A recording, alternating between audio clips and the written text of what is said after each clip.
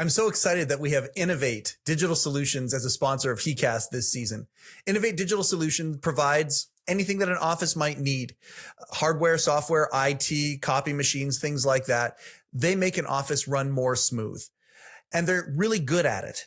But one of the things that I love about Innovate, their founders, Andre and Katia Brasso, they're people that don't just believe it's important to build a strong business, but also to take that success and build the strong community around them. They really have a heart for what heChangedIt is doing. People they love have gone through some of the stuff that we talk about on this show. Andre and Katia both believe that you can build a life worth living, and there are these evidence-based solutions that can help build that life.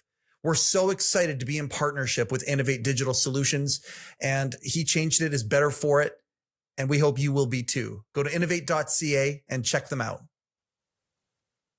Welcome to heCast, the official podcast of heChangedIt. As always, I am Mike Chisholm. As always, I am so excited to be here and have conversations about men's mental wellness and the trajectory of where this movement, this heChangedIt movement is going. I'm so excited about what my wife Candace and her team are doing to build this. It's an honor to host a podcast for this, and it's an honor today to have our guest on. Randy Garrett is our guest today, and you know what? We're going to get right into it. He's a partner. He's a founder.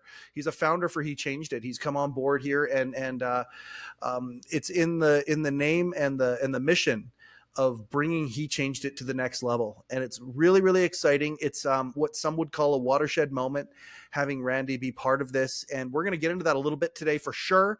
Obviously, we're not going to pull the entire curtain back, but we're going to talk a lot about what got him involved here. His story is unbelievable, where he is now, considering where he came from. It's a fantastic story of how somebody, if they want to change their stars, they can change their stars, no matter what age. There's a lot of guys out there who need to change their stars, who want to change the trajectory of their life, the path that they're on. And this is a fantastic conversation about that. I'm very, very honored to have Randy on here as part of heChangedIt, and it's it's a shock and awe moment for heChangedIt right now, having Randy Garrett as a part of this thing. If you haven't downloaded the heChangedIt app, what the heck are you waiting for? Go to heChangedIt.com.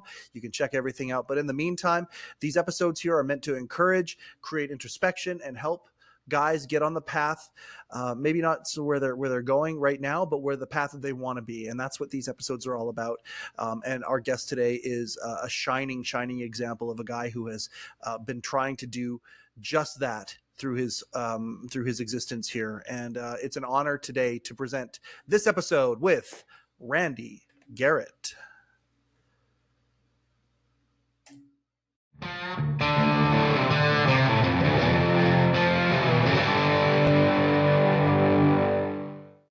Randy, this is a historic heCast right here for a variety of reasons, and we can get into it. And as the legacy of heChangedIt grows, and the bigger picture grows, that will reveal itself. But at the same time, having you on here as a co-founder, I'm so excited to be doing this with you today, man. And the plans that are going on behind the scenes for heChangedIt are incredible. It's so cool to be doing this right now in the time and place that we are doing this. It is, to me, I think it's a little bit historic, and it's a lot of it special. It's very special to me that we're doing this. Randy, thank you so much for being on heCast today. The first question I have for you is, what is it that attracted you to what my wife and her team have been doing for the last 5 years? What is it that has attracted you to heChangedIt and its mission? Well, I'll tell you, it's one of those things that is essential. Had no idea that this was something I was going to be a part of, to be honest with you. I met Joe 4 years ago, 4 years ago. He was a part of the ideation team at a group called E99. And they literally were doing our UX design, everything for the company called Opso that we launched, venture back. We have $250 million balance sheet. We raised about $10 million in equity. We do $1 million loans for government contractors. And on that call, like I would say maybe the third or fourth call we were on, and these are whiteboard sessions. It's people from all over on these calls with us trying to help us come up with the right plan. and I noticed that something was off. And when we got done, I put in the message, hey, give me a call. And he called me after, and he shared some personal stuff, and we talked and had a bond. And I told him, you can call me anytime, and that's me. I'm a body language guy. If I'm working with you, if something's going on, I felt like it's about communication. I serve, I help people where I can, and I meet them where they are. And he and I started that conversation, and I didn't know it touched him. Right? I'm just a guy. I'm just having a conversation with another guy. It didn't matter. It's just having a conversation. And fast forward 3 years later, he called me about something else he was working on. He said, I just want your insight and what we're doing. And he said, well, I'll get back with you. I don't know if this is going to take off. I don't know if this is that. And I said, Joe, just anytime, man. And he called me about 8 weeks ago and said, we need you to raise some money for us. And I said, who is us? What is us? Right. And he said, I need you to meet Candace, my co-founder, and we have this app and this, that, and the other. And he gave me the app, the URL for, I downloaded the app. So while he was talking, I was flipping through the app. And he said, I just think, people like you should be a part of this. And I said, okay. And I said, well, let me share something. And a good friend of ours, my wife has been at Deloitte now for 18, 19 years. And one of the partners there, and I could say his name, Mike Buckham White, Mount Vernon, New York, down here in Atlanta working. And, we've been friends since 2010, right? And his son and daughter and my daughters are all friends. And my daughter went off to St. John's. His son went off to Columbia to play football up there. I'm talking about private school all the way through. He went to Woodward Academy here.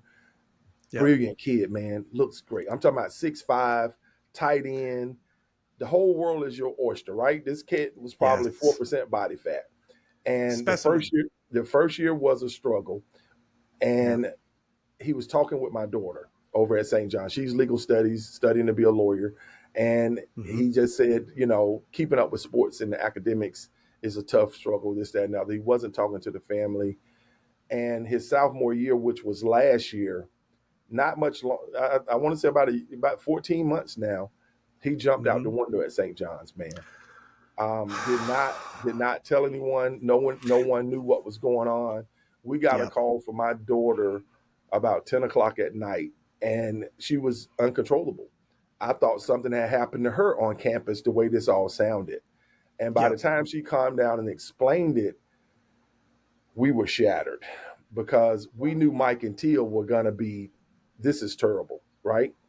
And that opened the door to the conversation of no one knew. No one had any clue. He wasn't talking to anyone. There wasn't a peer group at school. There wasn't anything that he had an outlet to have access to. And I shared that with Joel, and Joel, one of the co-founders, literally told me, hey, I have two close people, that I've been with over the last few years, Randy, same thing. And that's why this should exist. So I met Candace, and, she explained her life and she explained what was going on. And I shared with her what was going on with me. And I said, okay, guys, I can raise some money for you guys. I said, but this is interesting. I said, I'm attracted to it. I'm trying to figure out what this is. And I slept on it for about a week, and we jumped on a call together. And I told him, I said, I've exited OPSO. I'm out here doing consulting, raising money. I think I should be a part of this in some fashion. Whether that was going to be a co-founder or not, I just wanted to be a part. And, that's when they said, okay, co-founder is fine. And that's when we started having discussions around where to go next. The things that they had started with in Canada was great, but I wanted to go into the university systems here in the States.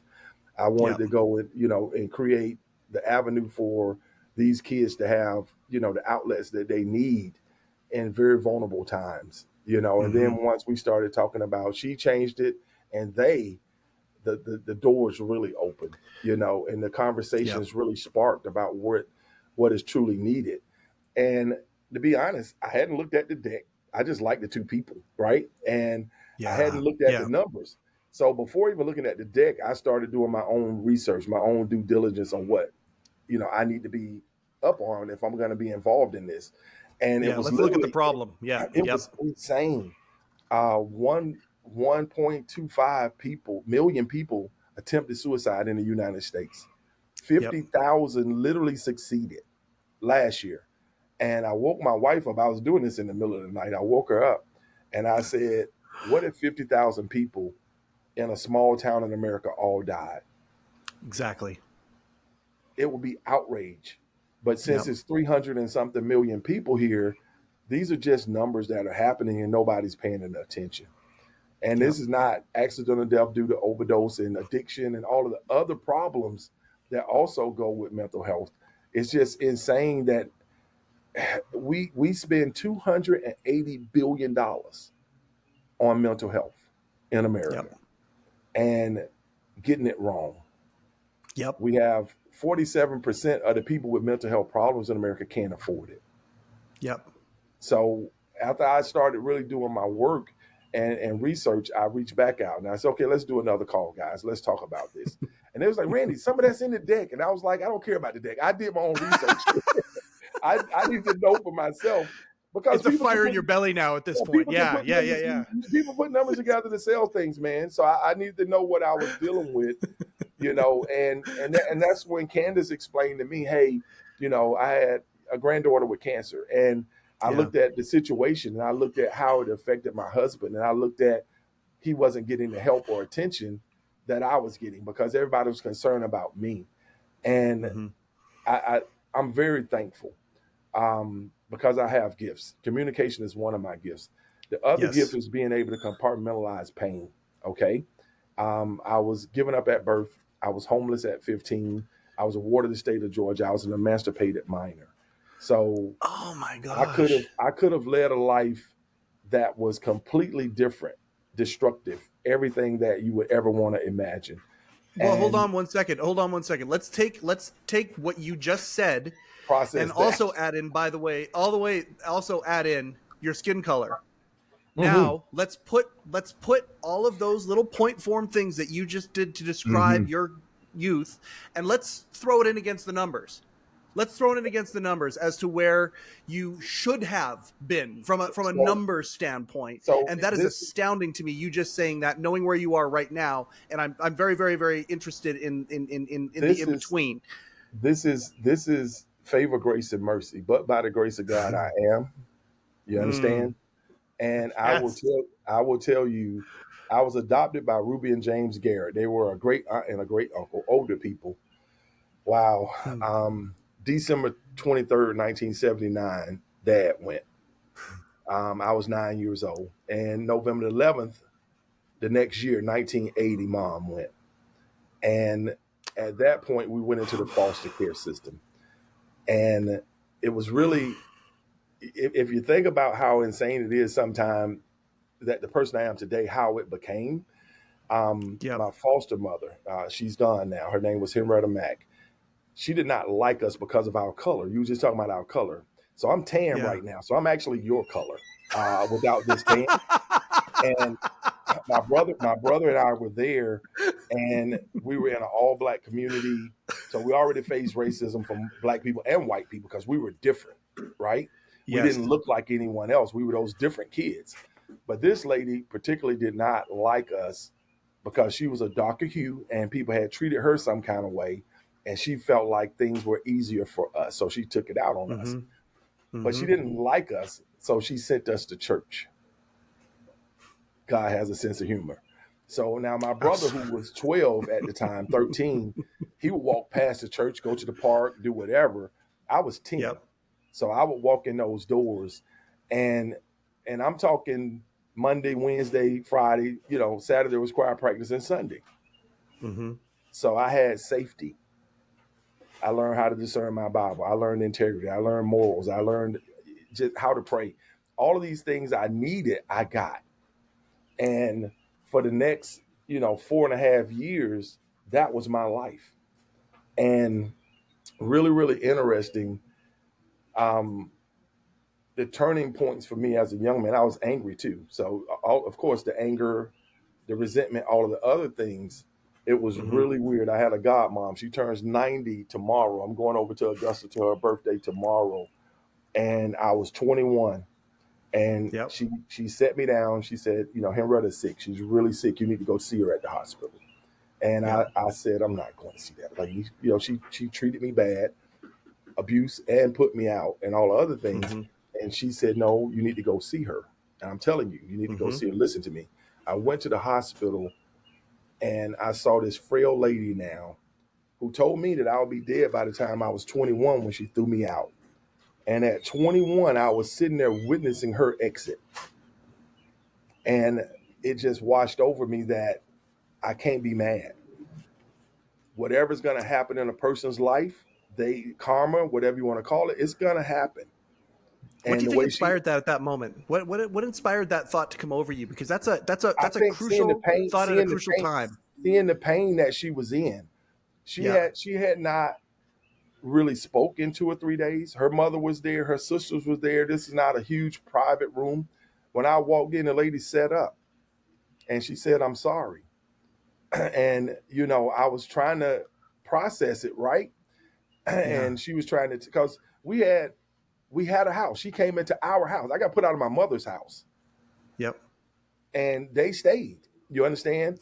And another person that was kind of the executive of the estate, he got our Social Security money, which is the money from our parents dying that was supposed to care for us. So he got that. It went to West Palm Beach, Florida. And I told her, stop. And she said, what do you mean? And I said, it's okay. Thank you. You fed me. I said, I'm 6 foot tall. I'm 190 pounds. Thank you. I said, I'm here. I'm okay because you took care of me. And I walked out of there. And when I got in my car, that's when I really had tears. I was full. You understand? I was full because I had been blessed to survive that, but also blessed enough to forgive, because that's what they taught me in church.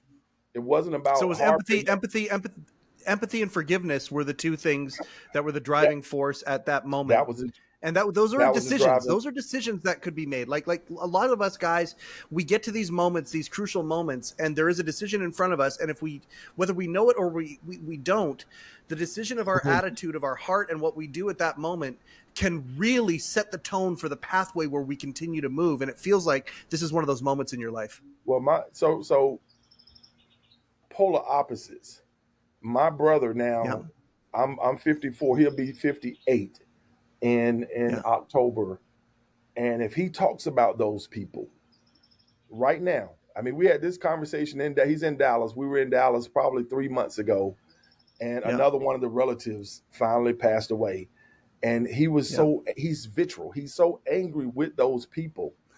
And he didn't have the upbringing of the church and the things that I had, because he walked past it.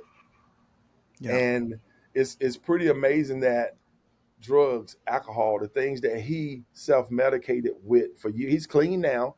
He's a Muslim, inshallah. He's been trying to convert me for 5 years. But it's literally insane that because he couldn't let it go, his life was completely different. 3 marriages. I've been married to my wife for 32 years. Yep. But that's that forgiveness. That's that communication. That's to be understanding humbleness.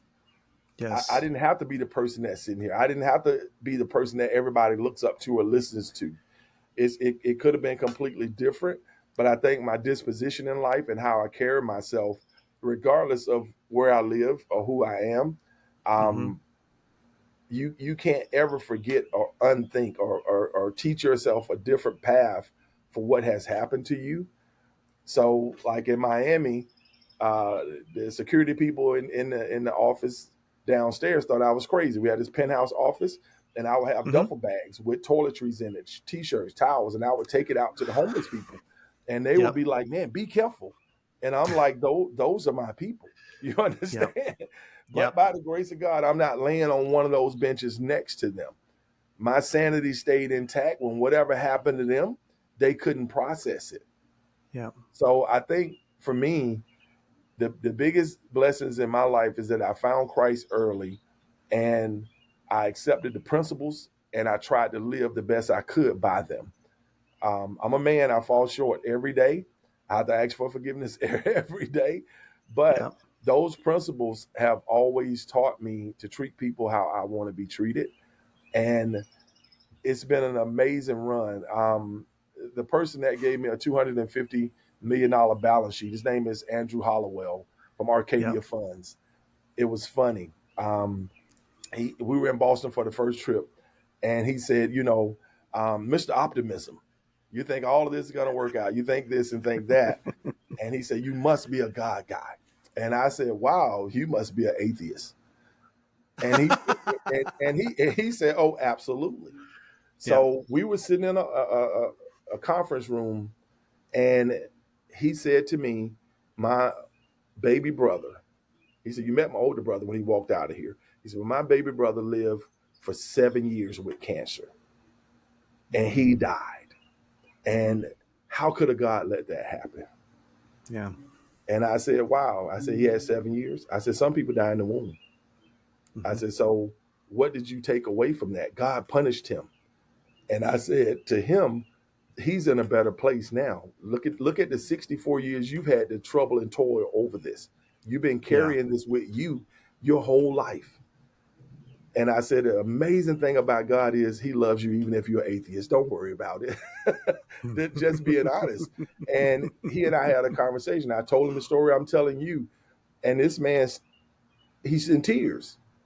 Yeah. And he said, I'm going to do everything I can to make you successful in this, that, and I told him, thank you. But if that's not a part of the journey. I didn't tell you this to make me successful. It's not a bargain. It's not a bargain. Yeah, no. I told him, I said, I was telling you because this is what I do. I testify. Yes. I'm blessed to bless others with a story. At 31, I had been successful way too early. I quit my first job in 94. My daughter was one, and we were in Michigan outside of Detroit. My wife family said, oh my God, you married this man. He done quit his job. He turned in the company car and walked home. He's an idiot, right? And I started my first company. And I did that because I looked around that room and everybody was average. From my age at 22, 23 to 60, no one had anything. They were just people in there struggling, talking about their daily problems. And it was depressing. And I told my wife, I came home, I said, hey, if I'm going to be average, I can be average by myself. I will try this. Yes. And I exited my first company at 31. I found out it was weird. That lady in there, she saved my life. I have a lot of celebrity friends and athletes and different people. So we always partied. We would go to Vegas, Super Bowls, everything. And that spring of 2000, and I had, some blood in my urine. And I thought, okay, I lifted something wrong. I got a tractor out here. I got a double lot. I got a hernia. This is what's going on. And fast forward about 4 months later, I did it again. And that time I hadn't been in Vegas. I hadn't hung out. I hadn't been around anybody. And of course, she's the person that notices. She's doing the laundry. You get it? So she says, okay, you got to go to the doctor, which I had not been sick in my adult life until then. It's the craziest thing ever. Kids with strep throat, everything, just germs floating around the house. I never got sick. And I went on a Monday to my regular practitioner, ear, nose, and throat guy. And I had a lump. And he said, okay, this is different. I got to send you to a urologist. This is testicular cancer. And he told me, I need to do an ultrasound. So now as a man, I'm getting an ultrasound on parts of you that you should not have an ultrasound on, right? Absolutely. And I'm weirded out all the way. That jelly's cold. And my wife is on her new job, the first real job that she had. And I called her when I left and I said, hey, they want me to come back on Friday. They think that this could be cancer. And she was like, you don't have cancer. We go in on Friday to the oncologist. And of course, medical terms, they're talking up here. I'm right here, but they're talking up here. And he said, on Monday, we're going to do a biopsy.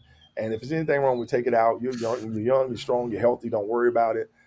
I went in there at 5 a.m., 5:30. My wife's on a new job, so I drove myself. I'm an idiot. I drove myself to the doctor. It's outpatient surgery. It's just a biopsy. They're gonna take a little bit of this. They're gonna see it. I'm gonna drive home later. Yeah. Then they came in, with all of the forms, Now it's all digital. You get the you get the DocuSign all of it and go. This was Yeah. paper. And the Yeah. anesthesiologist was standing there on every third page at the bottom near my signature, it said may cause death. Oh. So every night, and I'm just talking I'm not talking to a surgeon. I'm talking to the anesthesiologist. She came back in, there was no signatures. And she said, why didn't you sign? I said, okay, you got to explain to me. Every page says may cause death. She said, yeah, I'm going to take you 100 levels down. She says, 100 levels of consciousness. I got to take you down to the right level so you feel no pain, and I'm going to bring you back. Okay, I'm stupid enough now. I'm going to sign this piece of paper. I signed it, got on with my day, and I was supposed to be 45 minutes. I was 4.5 hours on the table. Oh, I walked away with 46 clamps across my pelvics, and then went straight into radiation. And when I signed those papers, I just prayed and I told God, I said, I know that I've been successful. I know that I had 2 daughters at the time, and my wife was healthy. And I said, I know I haven't been the best Christian. I've been working too much. I haven't been giving back. I've been focused on the wrong stuff. And I just said, if you let me get through this, I will be better. I will do better. When I came out of that, I really focused on service. And I think that part of my life has been the most beneficial. My wife, as I stated earlier, executive at Deloitte, she manages about $4 billion, stressed out CFO group. She's ready to walk away from there now. But the crazy part to all of this was it was okay. Our bills were still paid. Her new job paid everything. We didn't lose a car. Our kids stayed in St. Thomas Aquinas. That's when you know you have favor in your life. Yeah. Because when catastrophic things happen to you, normally you lose. You got to lose something here. This is not right. You have to lose here. I didn't lose. We moved over to DC. And I was able to sit back a minute. That was her first job at Deloitte. And we were maintaining. Everything was great. And I woke up selfish, right? Because I hadn't traveled. I had been around this country, but I hadn't traveled and I hadn't did anything. And this is hindsight. I didn't think I was selfish then. I'm taking jobs in Africa. I'm taking jobs in Panama. I'm taking jobs everywhere. And I'm sending money home because I'm an expat. So I'm sending this money home. I feel good. I'm taking care of the family, but I wasn't there. You know what I mean? Yeah. And coming up on 2015, we had came down here. She took over the Southeast for Deloitte. I had exited my second company, and I told her I'm gonna retire. I'm 45. Been working since I was 15. I'm retiring. I retired and lost my mind, man. It was nothing to do. I played golf every day, but it was still nothing to do. That's that purpose thing. Everybody that I was playing golf with was, 25 years older than me that was retired.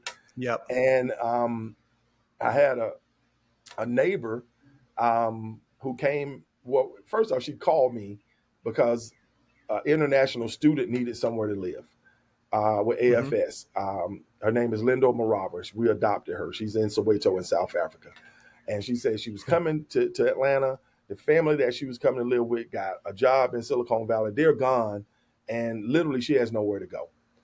And my question was, who are you? Right? You calling me. And she said, your daughter Raven, which is my middle child, said she could stay at your house. You have a big house. She could stay with you. And I was like, really? So I got off the phone. I called my wife. And I said, this child that's leaving, going to college to move into the dorm is renting out our rooms now. I don't understand what's going on here.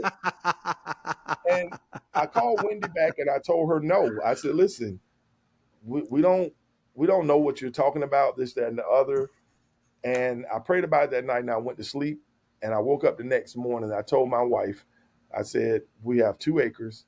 We have, 5,800 square feet with an elevator. To whom much is given, much is required. This child needs someone to stay. We brought her into the house and literally changed our lives. It was a very humbling experience. She came from 12 people in a little shanty hut type situation in Soweto in the worst areas. Brilliant kid. Believe it or not, she's a lawyer now in South Africa, working for the Human Rights Council with a friend of mine, Muhammad Amir. The next year, she picked the child that would come. So I have 2 more daughters from Egypt, one from, Cairo there, and another one from north of Cairo. Both of them now are out of university. I have an architect, Yeah. a lawyer, an architect, and an accountant from American University, my 3 international daughters. So the adoption part was easy because I was adopted. So if you can't get the theme, all I do is serve. Out of that relationship with the crazy lady, which is Wendy Taylor, industrial engineer from Georgia Tech, retired. Her husband was State Representative Tom Taylor. My other neighbor was Fran Miller, which was the state senator. And they introduced me to Governor Deal. And she said, well, come go to Atlanta Community Food Bank with me. And we would literally just feed people today. We're going to process about, maybe 30, 40, 50,000 pounds of food. Oh. And I was like, okay, let's go, and I go down there with her, and it was weird, man. You walk in and you're processing all this. It's a beautiful facility. It's the Atlanta Community Food Bank. It's a part of Feeding America. We're doing everything as a team. And in the middle of it, they stopped us and said, hey, let's take a break. And I thought we was going to a break room. And no, we went into a room with a video. And it was people that looked like us, that were saying thank you for what you're doing and this, that, and the other. And we had always taken our kids to feed people on Christmas and Thanksgiving and stuff. But this was different. Sure. Because this was people that really, look like me and articulate. And okay, I'm disturbed now. I'm trying to figure it out. And then 8 people that were on the line with us stood up and said thank you directly because they received food last week. Yep. And Wendy said, I want to start a foundation. And, you know people, and we should do this, that, and the other. Global Youth Food Project, we fed, over 4 years, we fed 1.2 million people, 12 countries, 18 food banks. Wow. We took the Feeding America policies and procedures through the State Department and went to embassies and literally told them how to implement these strategies in those countries. So I wasn't so retired. I was retired working harder than I ever had for no money. My wife thought I was completely insane, right? Because now all I see you do is talk to people and travel and you're not making any money. And this is crazy. Yep. And that service led me to the opportunities with OPSO later because it was just, my hand was open to help. And it kept getting filled up with the things that I needed. So in a nutshell, my life through Christ has been the biggest blessing. And I try to explain that to people as often as possible. But when you have a real light inside of you, you don't have to go find them. I can be sitting in Miami at a cigar bar, sitting outside, minding my business. And a 6'5" Haitian guy walk up and say, hey, man, I'm supposed to talk to you today. I don't know you. I don't know what's going on. But I'm like, hey, you a God guy? Let's have a conversation. And we'll have church right there. So that kind of leads into where we are now. This was something that I had to be a part of. This wasn't a mistake. I didn't meet Joe by mistake. I didn't meet, Candace by mistake. This was the next iteration or journey in my life to serve is how I looked at it. So when we think about service, question, it went a long ways to get to the answer, but I think I got there. No. Of course you did. And there's so many light posts along the way for guys who are listening to this that or watching this that they do kind of feel lost. They don't know.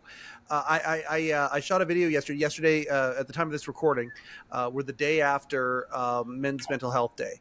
And for some of the partners within He Changed It, I shot a couple of videos and sent them out for them for their socials and things like that. And the question that was posed to me was, what do you do for when your mental health is not optimal?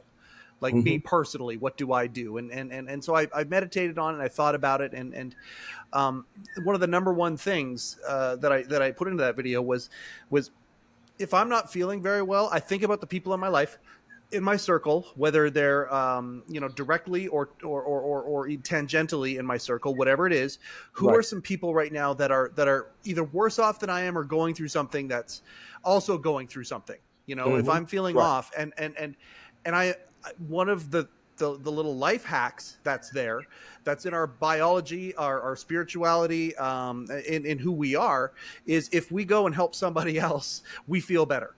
And the service that you're talking about scaled to that concept. And when you think about that, like, I mean, I'm a huge fan of David Letterman. I'm a huge fan of Letterman. And one of the things that Letterman has said, Letterman has been philanthropic on so many levels, including feeding people. The World Food Program, he's a huge part of, because it's one of the things that we can solve. This is, feeding the world. That is something that we can do. There's enough food. If you do the research, there's enough food grown and produced in the world to feed the world 3 times a day, every day, the rest of our lives. Exactly. Yes. Exactly. So there's all these problems in this world right now that are unsolvable, or it's going to take bigger minds and bigger things to solve them. But the feeding people is one thing that we can do. Right. But the thing about it, he calls servitude. He will never, ever publicize what he does in service and whatnot, because, and somebody asked him about that one day, and he said, well, no, it's because it's selfish. And they're like, well, wait, what do you mean? You're doing all this stuff and you're feeding how could that be selfish? He goes, because it makes you feel so good. And that's the thing, when you're off, but you go and you help somebody despite being off, you become aware of that being off, and you go and you help somebody when they're off, you feel better. And of course, I don't believe it's a selfish pursuit. It's an amazing thing, but it's something that's hardwired into our very being, that when we help each other, we feel better. Isn't it cool that we're wired that way? And when we become aware of that and we can scale it the way that you did, boy, is it cool that we can do some major, major things. And the fact that, my wife wants to change the world. She doesn't like the world her boys are inheriting. She's you talk about the middle of the night thing. When she hatched this thing, I was in my office at home here working. It was about 2 a.m, and she had gone to sleep. I'm the guy that usually likes to stay up late, and she goes to sleep early. And at 2 a.m, she came in to the room and she said, I know what my purpose is. And she started laying it out to me and laying out all of the different aspects to this thing. And this is like 5 years ago. And suddenly she had this purpose. And I think about you at retirement. I don't ever want to retire. I want to be in control of what I do and control of my time and all that. What I realized was work was my hobby. Between golf and work, that's what I do every day. But I can tell you, I'm an encourager. And so I take on a lot of people's problems. And it's really weird. My wife complains about it. She'll be like, just say no and just don't. You're on the phone for an hour and you just and you listen. And what I tried to explain to her was that I had the ability to absorb it, where some people don't. And if I don't compartmentalize, like you said earlier, too, you can compartmentalize it. You can. If I don't listen to them, I realize that it might be their last day. You never know who's there because they're not talking. The amazing thing about an encourager is you have to be careful, because no one encourages the encourager. Everybody thinks your life is perfect. It's perfect. The green grass, the big house, the big everything. And when you have your moments, that's why I started meditating. I had to separate myself. Like if I was in Miami, I lived at 300 South Biscayne. The river is there, the bay, and then the ocean is all right in front of me. I would drive about 3 miles over onto South of Fifth and go to the ocean right there and meditate at sunrise. So I would be there with me and 4 or 5 homeless people. They're out there that time of morning and watch the sun come up and just give thanks that I'm here and I'm going. And I learned how to pull back into myself for rejuvenation and be quiet. I tell people a great book series for guys that's listening is called God Winks. It's very interesting. God Winks. God Winks. It's a series. And I have not read a full book yet, because I give them away on the plane. I give them because somebody needs it, right? And it's in the moment. I'm like in chapter 6 and I've given the book away again. But it talks about the omnipresence of God. And it's not that God is floating around everywhere here on earth, but if you accept Jesus Christ, your Lord and Savior, he's in your heart. So he's using us to be everywhere. And it talks about those moments. And people are testifying all through this book. And I'm talking about whether it's, a normal guy that worked at a gas station or Carol Burnett. or this person or that person. Famous people just talk about the moment that God changed their direction. And it was just so amazing reading that. And it was given to me by a good friend that said at that moment, you need this. I don't think she's ever, and she's an editor for Upscale Magazine. I don't think she's ever finished the book either.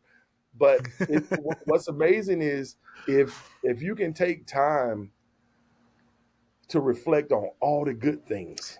This is what I try to tell people. It's amazing that 95% of your life is good, and you can be depressed, and you can be sad, and you can have all of these problems because you're focusing on the 5%. And for me, as you know, a person that plays golf and sports my whole life, it's the Achilles heel of mental health. It's that one little piece of you that can destroy your whole day. That little Achilles heel can put you out of commission from swinging a golf club for the next 4 months. And for me, I think there's a mental Achilles heel in people, and they don't know that they're about to strain it. They're going to push it too far. And that's when they get in trouble. And what I mean by that is you don't always have to talk to another person. It's great if you have them, but there are other avenues. You can get quiet. You can meditate. The part about this that I think is so fantastic is that for those that don't know that yet, that they have an outlet, that they can have a peer group, and that it is anonymous. I thought the anonymous part of this was freaking brilliant because shame and isolation goes alongside all of this. As the a fear man, of judgment is so paralyzing for people that they won't act. They sit there. It's like the person who's choking in the restaurant who won't say anything because they don't want to embarrass themselves, and they choke to death. Yes. Well, it's to me, it's even worse than that. It's that they're putting themselves in a place of isolation when help is there in so many different avenues, but it's the weakness. You get what I mean by that? This shows weakness. To be vulnerable as a man, shame and isolation is two huge hurdles here, but the weakness is worse. You know, and I laugh at God all the time. I sit out here and cry in the morning, listen to my gospel because I'm just thankful. But what was really crazy in my life is that I've been able to go on this journey and isolate those moments that should have destroyed me and be thankful for them. You understand? And I do understand that God prunes all of us. I'm a plant guy. I got plants all around me. They just everywhere here. And I have to cut away the dead parts because if I don't, then the plant will literally start dying because it's trying to save that part. It's like that with us. Those things that are being pruned away from us, bad relationships, bad people, bad jobs, all of those things that are happening, they're for our good. But we look at it in the moment as that it's incredibly horrible. And this is happening to me. I tell people I love no. No is my favorite word, not yes.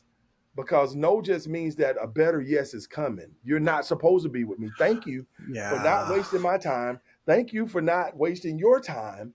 I got to go now because yes is right there. I can get around this corner and it's going to be something magnificent. It just wasn't for them. Their blessing my blessing wasn't going to bless them, and I was wasting their time. So I take things that are negative and look at them as positive. So that way, Randy, your ability to reframe. So sorry, I don't mean to interrupt there, because you are a preacher and I love hearing you preach it. But your ability to reframe things, I think that's a huge. What you just said there is a huge piece of the puzzle. The guys that are listening to this thing that are just sort of becoming aware that that the tunnel vision that they've been living isn't serving them, and they're not feeling there's something that's not there inside, and the things like no's or these horrible situations that we're in, the ability to reframe a no because a better yes is coming. I mean, there's so many people that get stuck on the no and they focus on the no, they focus on it and they think it's a negative thing. Your ability to take it and reframe it is such a key thing. And the cool thing about that is all of us, every single one of us can choose to do that at any time. Have the ability. Yes, we do. Whoever's listening right now and hearing that, you have the ability to reframe where you're at right now. My wife, you do. My wife told me probably 10 years ago, give anger, and I don't know where she heard it from. It probably wasn't hers, but it worked for me. Give anger 15 minutes. Give it 15 minutes. Yep. And she said, in 15 minutes, you can go in a room, you can go in a bathroom at work, you can do whatever you want to do in 15 minutes. But if you waste any more time than that, it only hurts you. Yep. And the old saying that the people that you're angry with, 50% of them don't care, 50% don't even know that you're angry with them. So what I'm writing about now, and I thought it was going to be a struggle. And at first I just didn't have the time. And lately I've had more time. But the book that I'm putting together is The Journey from Pain to Wisdom. And you got to go through the pain. You got to go through this to become who you need to be to help others. And a lot of people think that it's financial. And I use Kate Spade as an example. If you look at a person who had just exited her company for $350 million, she had just inked a new deal for over $400 million to create a whole new brand. She was going to be the most iconic, American designer in history. And her daughter and husband, they were co-parenting at the time, separated, was across the street in another building, and she took her life. Yep. So the hole that's inside of people, it can't be filled with things. You got to redirect the energy. You got to get the negative things out. You got to refocus on, like I said, 90% of most people's lives are great. And I'll throw my wife under the bus right now for all the guys that's here. It's the craziest thing ever. About 2 weeks ago, we were sitting in our beautiful home here on this beautiful golf course. And, we have a live-in that's cooking, cleaning, and clothes washed and ironed. Wife, it's just unreal, right? My wife looked at me and said, "Is this it? Is this it? This is all life is?" And I was like, she caught me off guard. It was like a left hook from Mike Tyson. Because I didn't even have an answer. As much as I talk, as much as I love to talk, I was like, what is this? So I was like, I don't even understand the question first. And I'm just going to let that go. And I slept on it, and I woke up, and I'm up at 5:30. So I'm out here the first thing in this house. Everything is dark. I'm out here with my light on. And she got up. She came down the steps. She walked in her office and turned her computer on. I walked in. I said, "Hey, before you get online," I said, "I just want you to know, this is it. This is it." You get what I'm saying? What we have now is better than 99% of Americans. And if this is not enough, you need to search within yourself to figure out what it is you're missing. Yeah, where's the leak in the boat? Yep. And I told her, I said, and believe it or not, now we're in counseling. Because I told her, I said, we need to talk to somebody about this. Because you're at a stage where the kids are leaving, it's empty nest, you're talking about retiring. You got to talk to somebody now. Because if this isn't enough, and for 32 years I've been here with you, if I'm not enough, we need to figure out where this gaping hole that's starting is going to end up. And I think it caught her off guard until, she started the sessions by herself, of course. And just a couple of days ago, I went to the first session, and when we were sitting in there, and of course I'm a talker. Therapy don't work for me because I end up talking to them, they be telling me their problem. But I was in there, and we're having a real deep discussion. And the lady so it's a psychologist, a psychiatrist, it's a learning center. So it's two students as well. One of the psych students from the University of Georgia was sitting there crying because she couldn't believe that our lives turned out the way they should and how they have. And my wife was like, "Well, why are you crying?" And she was like, "Your life is unreal. It's fantastic. What's wrong?" And she still couldn't answer the question. And I told the lady, I said, "That's what's wrong." I said, she's got to search herself because we are our biggest problem. We're our biggest obstacle. We want to blame. When I was 18 years old, I walked in, I took some classes at Morehouse and at Emory. And you walk into Morehouse, one of the provosts was Benjamin E. Mays. There's a high school named after him here too as well. And he put a quote up, and it said, "Excuses are the tools that build monuments to nothingness and bridges to nowhere." So you can Phenomenal change quote. your life by not complaining about your circumstance. So if I wake up in the morning, I'm happy. I'm up. If I'm in my right mind, we had dementia in our house the last 4 years. My mother-in-law just passed, God bless her. I watched a person go from vibrant and intelligent and just a great human being to a person who didn't even know who we were. Yeah. I was the security guard. I would sit here and work, and she would come out and sit down and say, you know, there's too many people in there. There was nobody in the house but her and the maid and the nurse.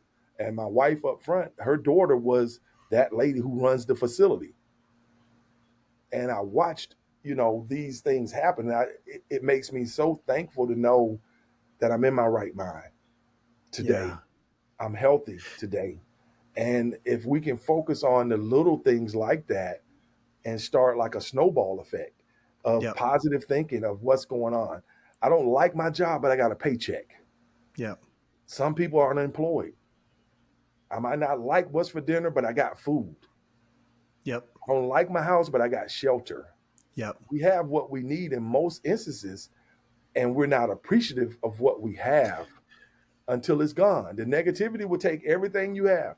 It will ruin your family. Your wife divorces you, and all that stuff you were complaining about, you don't have anymore.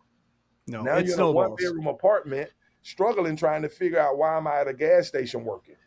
Yep. It's really a choice that people have to make. They have to start analyzing the good, the positive. I'm not a law of attraction person, but I believe it.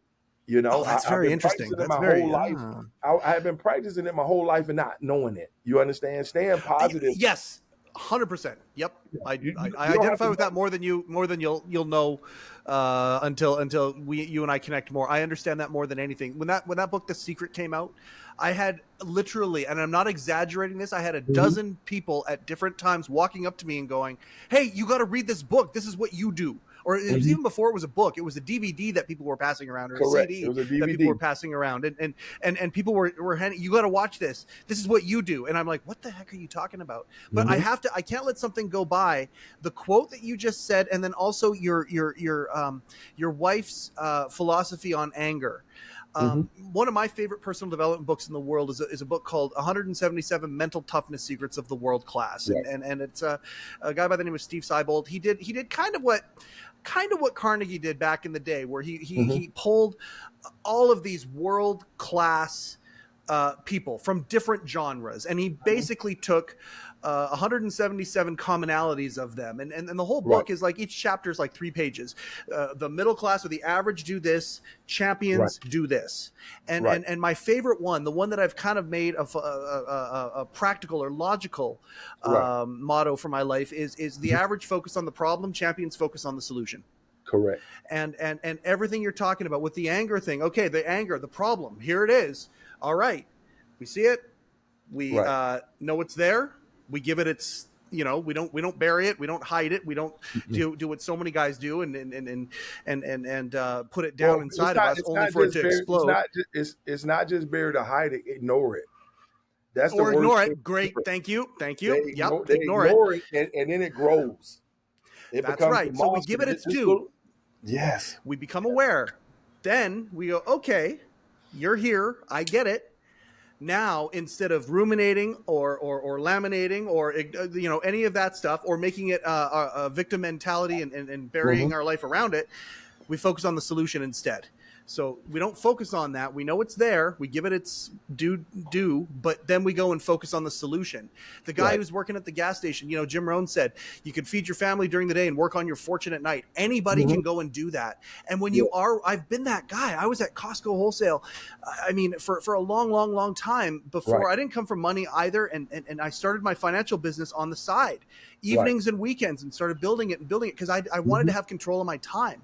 That was my thing. My thing was, if I can make the same money, back when I used to think that was a lot of money.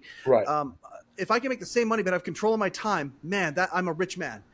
And so I would work on that, and it made the Costco job easier because I was doing something proactive to get out of it. When I looked at the people around me with the golden handcuffs who thought that was it for their life, they were miserable. But when you work on something on the side, it makes that stuff easier. Yeah. Anyway, I'm Well, so inspired by the words that you're saying. So you can see a way out. You know, and yes, I think that's the yes, thing. We we dumb ourselves down for situations. We dumb ourselves down for people, and yes, it never works. yep. If you're not happy in a situation, you're not supposed to be there. That's the So thing. what are And you doing to get out of it? That's the next question. What are you doing to get out of it? What are you doing to change it? Even if yeah, it's micro moves, even if it's one little step at a time, what are you doing to change it? it's first analyzing it, and then, as you said, I'm a solutions based person.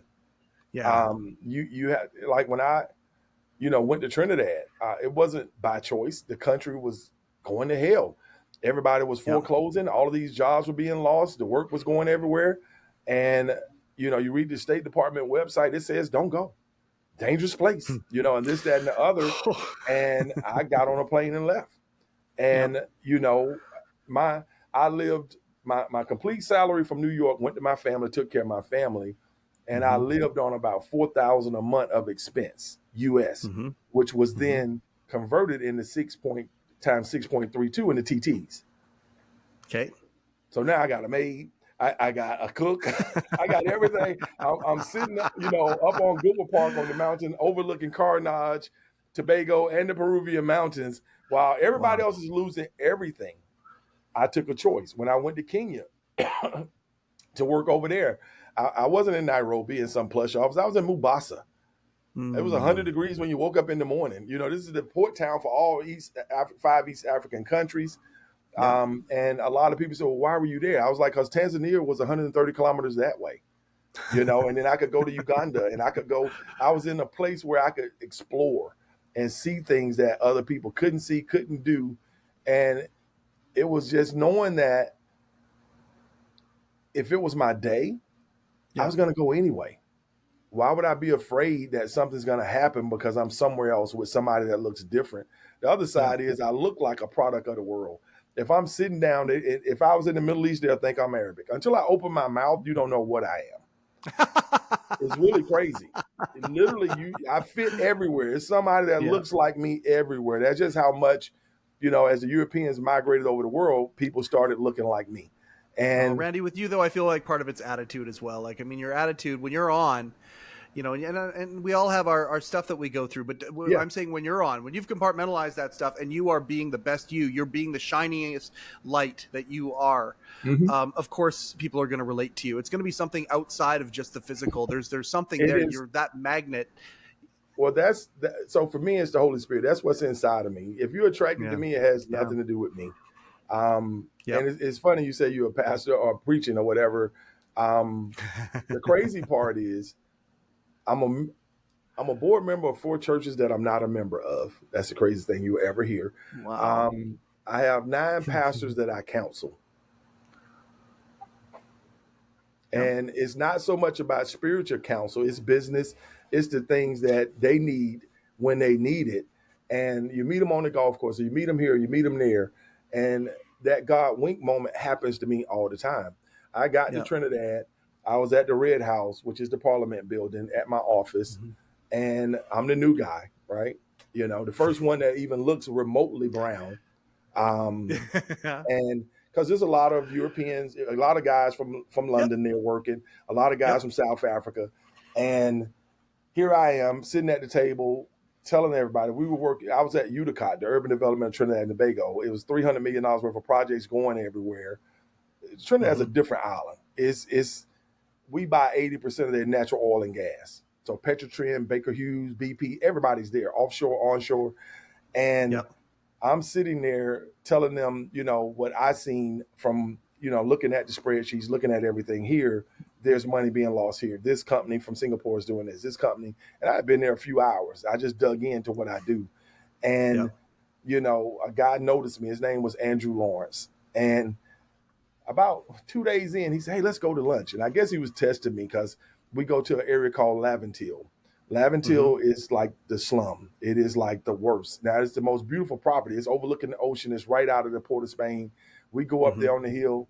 This lady is cooking. She's cutting this chicken up on a meat cleaver on a log. You get what I'm saying? So there's no hygiene here. She's just cooking. He handed it to me in a little box, and we stand there and eat. And he looks at me, and I said, "Oh, you thought I was going to be shocked?" I said, "Once upon a time, I would have probably killed somebody for this meal right here when I was a teenager." Yeah. And I told him who I was, and he said, "Well, I can tell you who I am now." And I said, "Well, who are you?" He said, "I'm Pastor Andrew Lawrence." Mm-hmm. He said, "I want to take you over to meet Dr. McDowell. I want you to come to church with me Wednesday night." I go to church with them, and it was the weirdest thing ever. They wanted to lay hands on, because, down there, church is different, brother. I just want you to know, these 7-Day Adventists and all these people, they're different. Yeah. And they looked at me as a way forward for their church, and they're this and they're that. And it's an iron sharpens iron moment. Yes, but at the same time, you're a new piece of iron. But at the same time, it was a hard discussion, because sitting there talking. Well, iron sharpening iron is a hard process. It sparks. It's loud. It's all these things. Talking to Dr. McDowell in his little church, and how the country needs this. There's 1 million people here, and the Catholics aren't doing right by them, and this is happening, that's happening, this, that, and the other. Mm-hmm. And you can come in and inspire, and you can do this, and you can do that. And I said, "How many people do you have?" And he said, "I got 200. I said, "Okay, that's what God thinks you can handle now." Mm-hmm. I said, "When you grow, they'll grow." Yes. If you go to that water edge, you can have 10,000 following you, but you got to be ready for 10,000 problems. Yes. Because they have issues. You have your capacity is 200 right now. Randy, if I could just stop that right there. There's a lot of guys out there right now where if you want to grow, you've got to grow yourself. That is a concept that so many people need to understand, especially if they're feeling. And I'm not saying that it's not a judgment thing, but sometimes people get into a place of victim or entitlement or whatever, and that's when they need to take a hard look at themselves and understand the concept that you're talking about right now. Yeah. If you grow yourself, these things will grow. You want the crops right now, but you're not willing to do what it takes to get it, whether it's learning the skill, whatever. That's the analogy. What are you doing to grow yourself so you're ready for the results that you so desperately would like? And I just think that that's a really, really good point right there, man. So I apologize for interrupting, but no. It's literally being ready for the moment. It's meeting the moment. We have moments that pass us every day in life, and we never see them. The pitch goes by, and we don't even know it. Yes, it's guys that are alone. I mean, it's guys that are alone. I've witnessed this at the gas station. I'm pumping my gas. Beautiful woman tells a guy, "Hey, how you doing today?" And he looks at her like, "She just want my money," and puts his pump up, get in the car, and leave. And that was opportunity. You understand? Because she was nice to you. Yep. You didn't have to be nice. All you had to do was say, "Hey, how are you doing today?" And your life could have changed. So it's being agile. Like, it's weird. My background was real estate and construction, and I own a fintech. Yep. 40% of it. I'm not financial, and I'm not technology. Mm-hmm. So when this came to me, I was in the Hamptons, and it was election day. My business partner was sitting there. I had used up all the ink in the printer. You understand? I had white papers on Linden Club. I had white papers on everything. He was going in to vote because it was his house. And I'm up there reading through all of this stuff. I'm just devouring information. And he said, "Why are you doing that?" And I said, "I have to be prepared. If I'm in the room and someone asks me a question, I'm your co-founder. If I'm weak, you're weak." So by the time we got in those rooms to have the $100 million conversations, now I'm having that conversation in closing because I'm not asked to be there. I'm supposed to be there. Because now I'm a serial entrepreneur. I've ran these companies. I've exited these companies. They know that the company will be fine. Yep. And they know that it's going to be in good hands because, like, you're reading stuff that nobody thinks about. I'm sitting in my office for the first 6 months reading Bank Drive every day.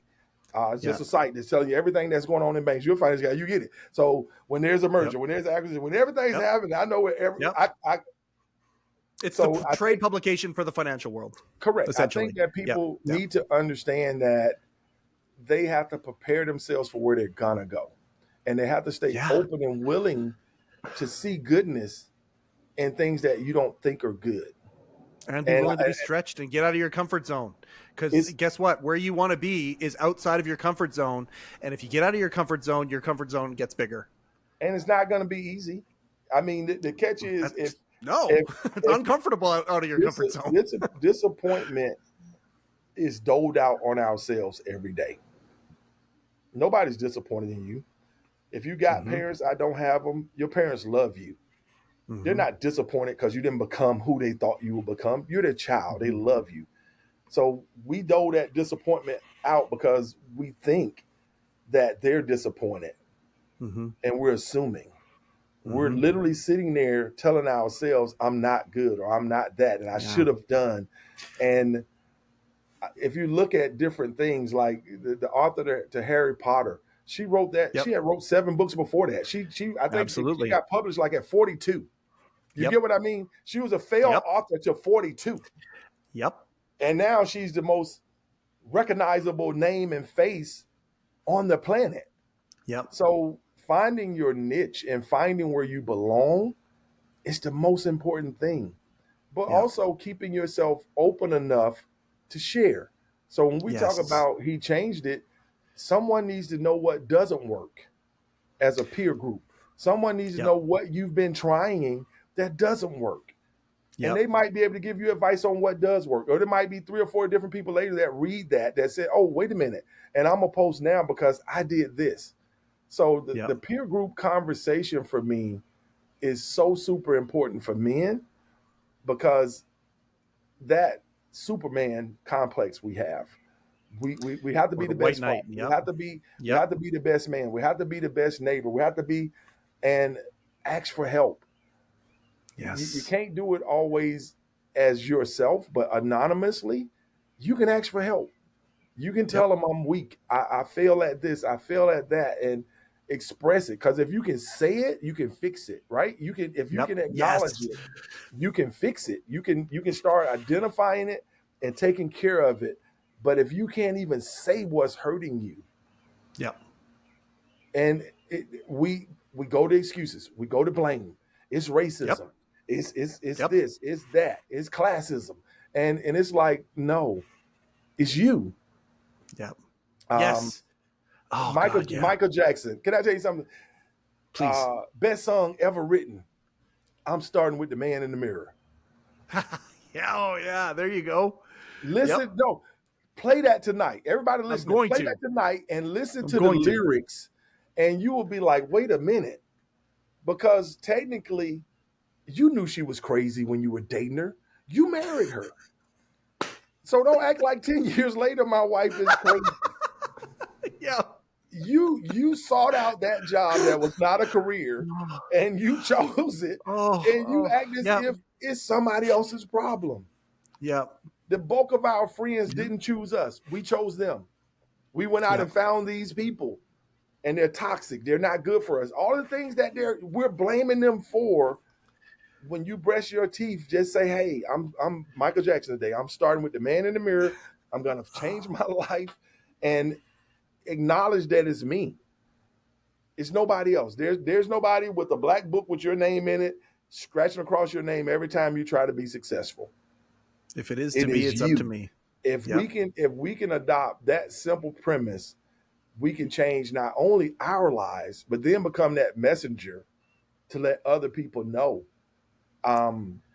It took having kids for me to really look at something that scripture said.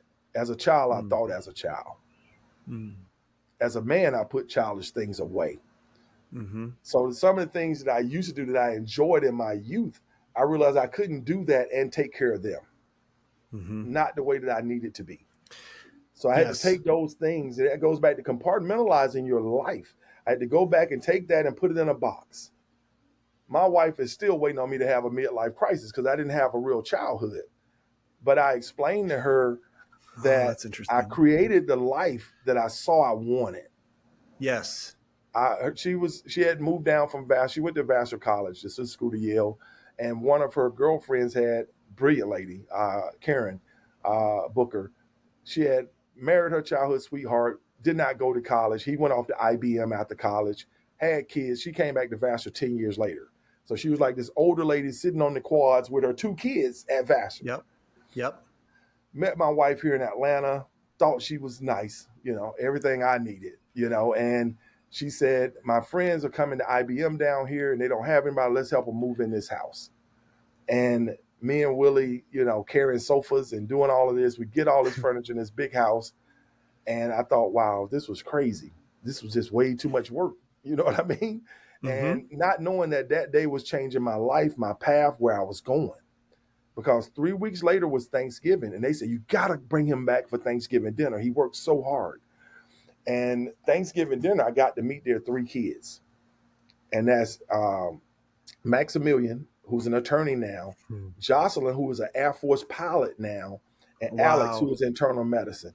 They were stair steps. It was like a 6-year-old, a 4-year-old, and a 2-year-old sitting at the table, and a husband and wife. And I hadn't experienced that. You understand? Because my family is scattered out. I don't, and I'm watching it. And when we left, I told my girlfriend then at the time, Renee, I said, I want to marry you. I said, this is the proposal. I don't have a ring. I don't know what I'm doing, but that is what I want. And we laughed. I think it was my 25th anniversary, and we all were together. And I told him, I said, you guys were the blueprint. Man, you were what it was. And, it was really, really awesome that I identified that moment. Not knowing that it would change my life. I just knew I had a passion for that. I wanted that. I didn't have it before. Now, what do I need to do to get there? So there are some men who are not brave enough, even if they recognize it, to even say it out loud. Isn't that something that you got to be empathetic to? Like, you got to be brave enough to say that out loud. If you know what you want, say it, and then little baby steps to get there, or proclaim it and walk in that direction, whatever it is. Boy, is it! Speaking it gives it power. I asked her to marry me twice. Both ways, by the way. So Stop speaking the crap. Start speaking the good stuff. Because both things. I asked her to marry me twice. And the answer was no, I'm not ready, right? And I pulled out all the cards. So we had this big department store here called Richie's. It was like Macy's and Dillard's and all the other stuff, Bloomingdale's. And it was downtown, man. She worked at Fine Arts of Atlanta. She was selling art. I had my one yellow rose. You know what I mean? I got this little tinky ring, you know what I mean, for like $100 from K Jewelers. And I'm on top of the mall there, and I'm asking her to marry me, and the answer was still no. And her mom said, you've been dating this guy, and I need to meet him. So I drove her home from here to Detroit that Christmas. And we had known each other about 6 months now. And I walked in, and we were sitting down for Christmas dinner, and I said, hey, I've asked her twice. You know what I mean? I got the ring right here in my pocket. So do I have the blessing from you? I was talking to her dad to marry your daughter, and this, that, and the other. And that's the joke now, is that she didn't say yes to me. Her parents did. Excellent. Her mother reinforcements for the third time. Yep. Her mother said, that's the best thing that I've heard lately. And 6 months later, we planned a wedding. We got married August 29th, 1993 in Detroit.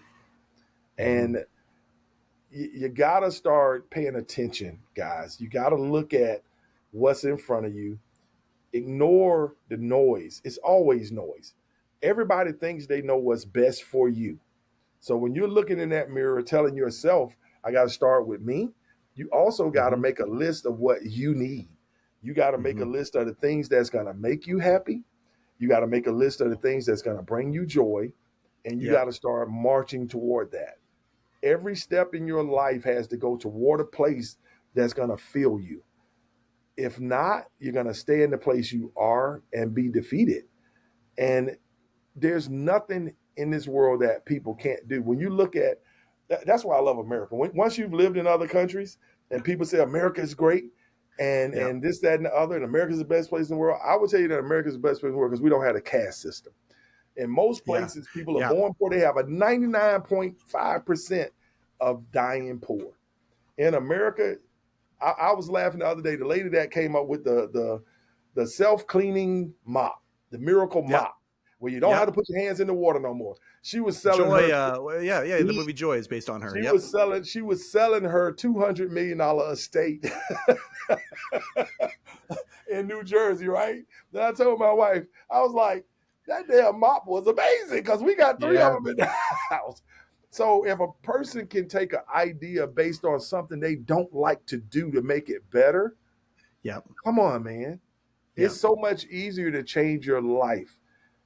get outside of your comfort zone. Like AI is out now, and people are talking about AI and cybersecurity, all these different things. In America, you can get a job making $85,000, $90,000 a year without a college degree, just with cyber training, with AI training.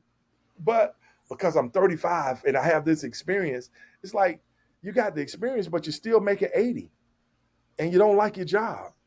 Yeah. Try something different. Don't be afraid to step out. You think about swimming and tides and currents and where things go.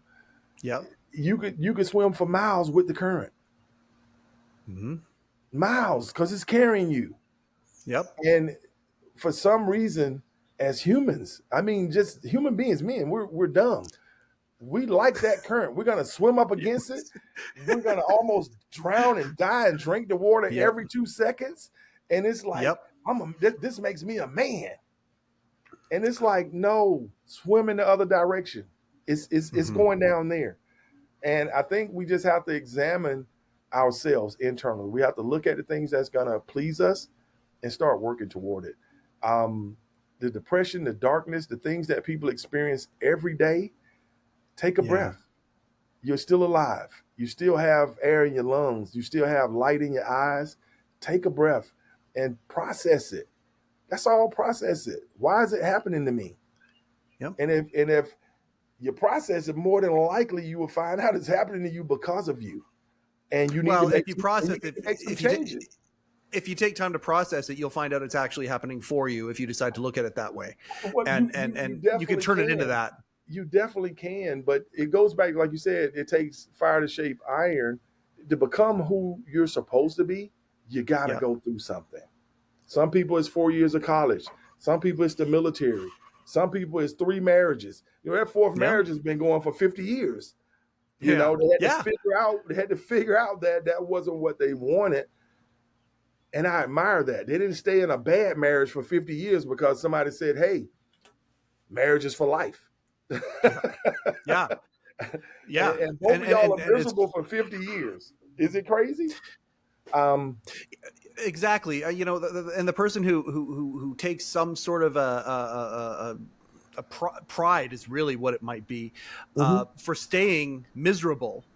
Well, and making themselves a martyr. Well, guess what? That's not the way that successful people think. And you can, I would challenge those who are martyring themselves for that type of a thing, living in misery, wearing it like a badge, and that's not going to lead you to where you want to be. That's not a great long-term strategy if you want to have a successful life. And that negativity goes out into your community.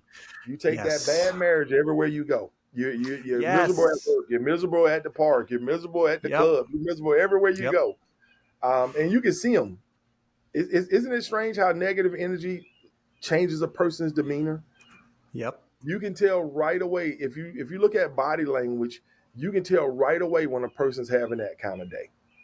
Absolutely. Now, whether you want to be the person to say, hey, what's going on? Can I help you with that? Or not? But you can tell. And if you can tell that person is having that kind of day, it goes back to looking in that mirror. You can see when you're having that kind of day. Yep. Just identifying it, man. We got to start communicating with ourselves first and then with others about the help that we need. And know that help isn't weakness. It's not weakness. We don't know everything. Yes. We don't have a clue to what everything really means. I'm intelligent to a point.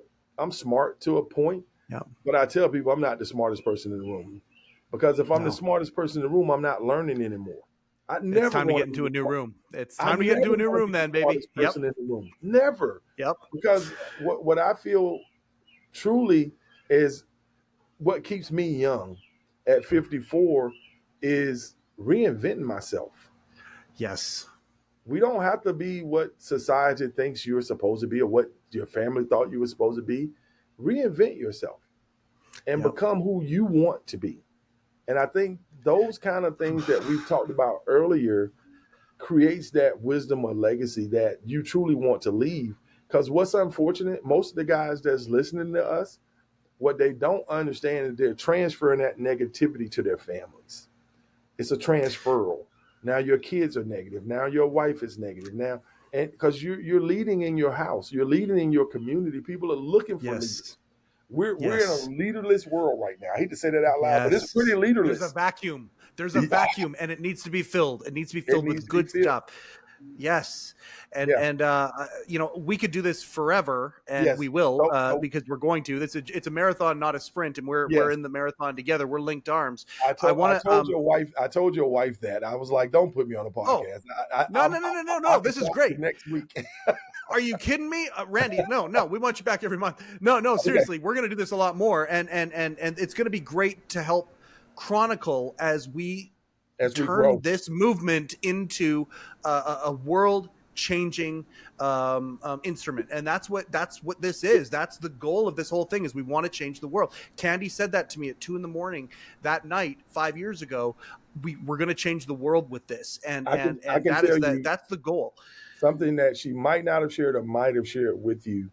Yes. I set up, the We Changed It Foundation down here. Mm-hmm. And that foundation's sole purpose is mental health for everyone. So we're going to be raising money literally to pay for people that can't afford the subscriptions and can't afford access. Our goal is to literally make sure that 47% of Americans who can't afford to be on platform or can't afford to get help. So we've really processed a lot of information in the last month, from where the first few years of it is to where we're going now. I pulled in people from Microsoft. I mean, we were having the first conversation with my friend Terrell, who's leading the Meta competition against Facebook. And we were talking about, well, we want to get to 100,000 people by the end of the year. We want to do this, that, and that. He was like, no. At Microsoft, we go from 0 to 1 million. I'll leave it there. There it is. I've got one last question for you before we close up today's episode. One of the things, and I think it was probably around episode 15 or 16 of heCast. I'll have to go back and check, but there was a realization that came up. And many of the things you were talking about became common things that came up with all of our guests, no matter what walk of life they were from. Awareness, vulnerability were the two big ones that came up. Yep. That guys need both of these things, and then it got back to the phrase manning up, and as a lot of movements like to do these days, we want to take back a phrase. We want to take back and reinvent a phrase, and the phrase that I threw out there, and I talked to Candy and Joel and the team about it, was we want to take back the phrase man up, and we want to change the meaning of traditionally what man up is. Man up in the tradition, of course, if it's the locker room context or whatever context is, you pour it, you push it down, just man up, just go and keep going despite what you're going through. And what we want to turn it into is no. Manning up is actually taking responsibility and dealing with this crap and becoming better. And that's what manning up is. Manning up is actually that. And I guess my final question for you before we end up this episode, Randy, is what does that mean to you? When you hear that, the idea of taking back the phrase manning up, maybe it's a personal story in a way that you've had a realization and you've manned up in a way that you didn't previous, or you've seen somebody else. What does it mean to you to man up in a good way? So it's a little different. For me, man up is courage. So to be a coward and not help yourself, it takes courage to step out and try something new. It takes courage to admit I have a problem. It takes courage to literally change your life. So I think manning up for me is having courage to change where you are to where you want to be. That's where I'll leave it. That's a mic drop. That's a mic drop. This is why we do the show. It's for conversations just like this. Thank you for having me.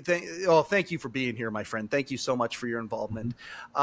Everybody out there, listen, if you haven't downloaded the He Changed It app yet, what the heck are you waiting for? Go to heChangedIt.com and you can see the company. You can see the philosophy of everything. You can see where things are going. The links to whichever technological persuasion you have to the app is available right then and there. Go to heChangedIt.com. Check it out. Check out this movement on the ground floor, because you ain't seen nothing yet. The Great Glass Elevator is about to take off. I'm on the app, and I actually use my name. So if you want to reach out to me, I'm on the app because I need it as well.